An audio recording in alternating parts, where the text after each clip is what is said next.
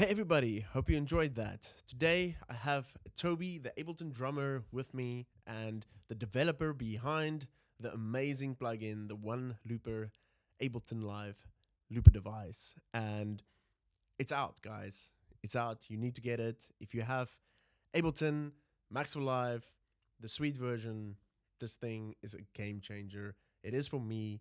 I'm just going to quickly share about what I'm excited about it, and then I'm going to hand it over to Toby to share a bit about the development process and the backstory of this amazing looper. So what makes it really set apart for me is the fact that when you record, the looper records every single dub on a separate track. And it's so intuitive because you just have to focus on the amazing UI that shows you exactly where you are with your looping. The second loop actually gives you a second layer to show you how that loop is, like the Boss RC505, very similar but more. And so afterwards, you can, if you want to mix and master your track, even if you play live on the streets where it's noisy, you can take each and every single loop and fine tune it, master it, so it can sound like a studio album. So that for me was really one of the biggest things. I've never seen anything. There's no looper that I personally know of that can do this. If you do know it, please drop it in the comments because I don't. And other than that, the looper device, if you record a looper track, let's say 1 bar, the second dub can be 10 bars. The third dub can be 5 bars. It can be less and more. So usually you're bound by the first loop and that length.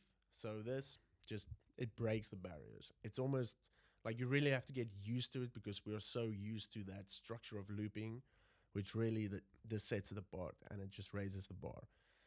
Many other features like undo, very fluent undo, like just knowing where you are when it's recording. I mean, I have it on my laptop open. I can see when it's recording and not. That visual feedback is critical for live performance and you name it. So I'm going to hand over to Toby. He's going to just share a little bit about the development process and behind the scenes. And this, you need to get this plugin, guys.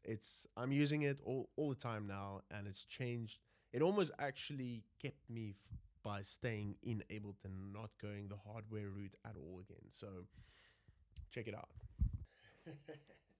Okay, so as Reinhardt already said, this one button live loop is a Max for Live plugin. Max for Live is included in Ableton Live Suite or can be bought as an add-on for standard. You will need this to run this plugin. It's called device in the Max for Live language. So the beauty here is it's actually just sitting on top of Ableton Live. So you can use all the advantages of Ableton Live.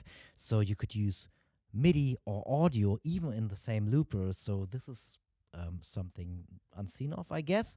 So it's just using like the typical concept from Ableton Live, but it's simplifying the whole thing into one nice UI. That's why it's called the one button, because you get like one button for recording and all that stuff, very similar to hardware loopers.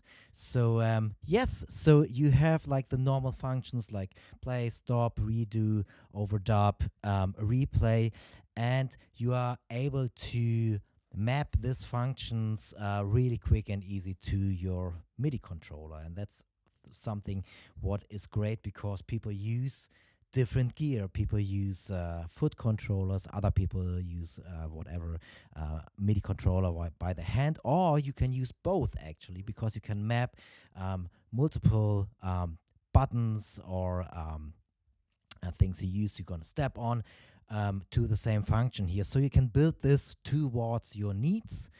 There are more plugins where you can use all the advantages of Ableton Live. So for example, you can set a prefixed clip length, which is a separate device, and you can as well do auto quantization. It's a separate device as well. But just to give you an idea of like, hey, this is actually using Ableton Live, using track by track. As you said, you can all mix it afterwards. So this is great. And it looked like you are putting more stuff out since you're using that thing as well, because you're just pressing and hitting record when you're doing a concert, and then afterwards you are able to really like separate everything and mix everything separate. So I think that's one of the big points here for you as well.